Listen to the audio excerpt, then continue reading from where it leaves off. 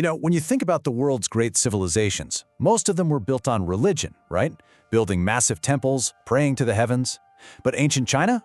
They looked at empires built on holy books like the Bible or the Quran and basically said, nope, there's got to be another way. So how did they end up building one of the most powerful and long-lasting empires in history? Well, the answer isn't about faith. It's about something a lot more practical. Okay, so just imagine for a second. You're an ancient emperor. You've got millions of people spread across this huge territory, and this is way, way before phones or the internet. How do you make sure your officials are actually loyal to you? How do you get everyone to agree on a basic sense of right and wrong?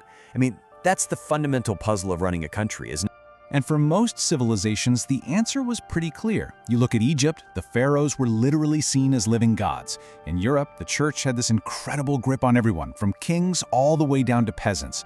And in the Islamic world, the Quran was the guide for every single aspect of life. But China, their foundation of power was, well, it was a completely radical departure from all of that. So let's just take a quick look at the standard playbook here. How did everyone else do it? Pretty much, it all came down to divine authority. And you know what? It was a super powerful, really effective tool for keeping these massive, diverse populations in line. So in Europe, the answer was pretty simple. God is watching you. You break the rules, you're looking at eternal damnation.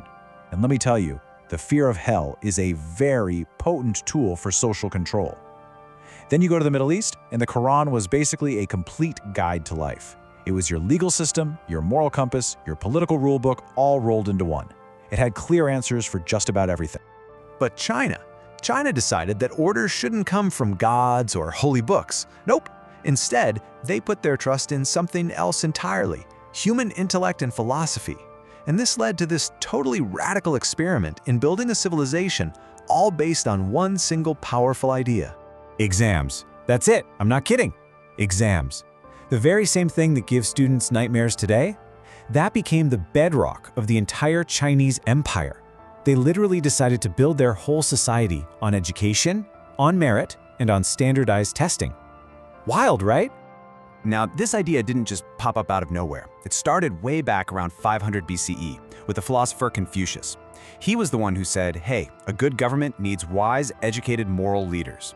Fast forward 1,000 years or so to around 600 CE, and the Sui dynasty takes that philosophy and, well, they basically weaponize it. See, they were dealing with this fractured, chaotic empire run by a bunch of incompetent nobles who just inherited their jobs. So they created the imperial examination system for one reason: to find the best and the brightest people, no matter who their family was. And look, when I say they were looking for the best and brightest, I am not exaggerating. This wasn't just any test. This was a brutal, intellectual marathon that could define a person's entire life. Just think about these odds for a second. The pass rate for these incredibly grueling exams was only about 5%. 5! So this wasn't just a test you crammed for, it was a lifelong commitment. We're talking years, sometimes decades, of dedicated study, all for just a sliver of a chance at success. So what on earth were they studying to pass this thing? Well, the whole curriculum was built around the Confucian classics. So candidates had to memorize just massive amounts of text: philosophy, history, poetry, you name it. And on top of that, they had to master this thing called the eight-legged essay, which is this super rigid format where every single sentence had to follow these strict structural rules. Oh, and you had to do it all while arguing complex points as if you were Confucius himself. No pressure, right? So at this point, you're probably thinking, why would anyone go through all that torture? Well, because this system, it did something that no holy book could ever do. It literally forged a unified culture and a powerful state using nothing more than ink and paper. Think about it like this. A holy book can lead to all kinds of different interpretations, and that can cause splits, right? You get Catholics and Protestants, or Sunni and Shia. But the imperial exam, it did the exact opposite.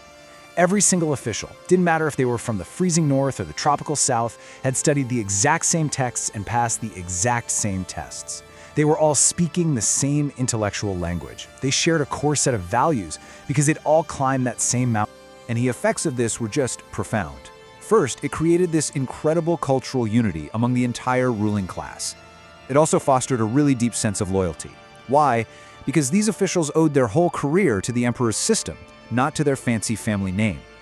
And finally, since these officials actually earned their jobs through merit, it created a super efficient, centralized government that could get things done all across the empire. And this brings us to what might be the most revolutionary part of this whole system: social mobility. I mean, think about Europe at the time. If you were born a peasant, you died a peasant. End of story.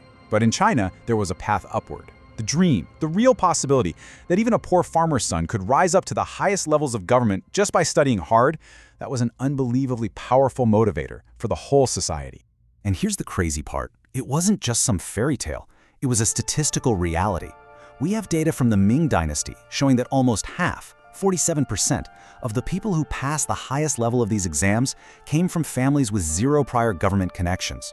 Now, don't get me wrong, wealthy families still had a huge advantage, of course, but the mere possibility that commoners could make it, that kept the entire society invested in the system. It made them obsessed with education.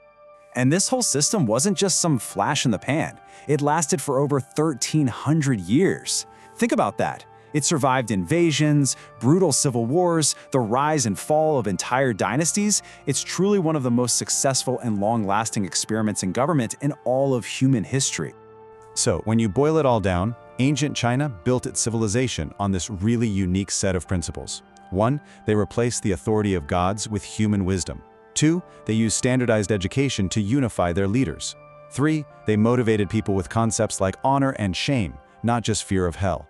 And 4, they built a government where loyalty was based on merit you earned, not the family you were born into. And that really leaves us with a pretty fascinating question to think about, doesn't it? For more than 1,000 years, China proved that an empire could thrive, not on a shared faith in gods, but on a shared knowledge of philosophy, history, and ethics. It just makes you wonder, what's a stronger foundation for a society? Shared faith or shared knowledge?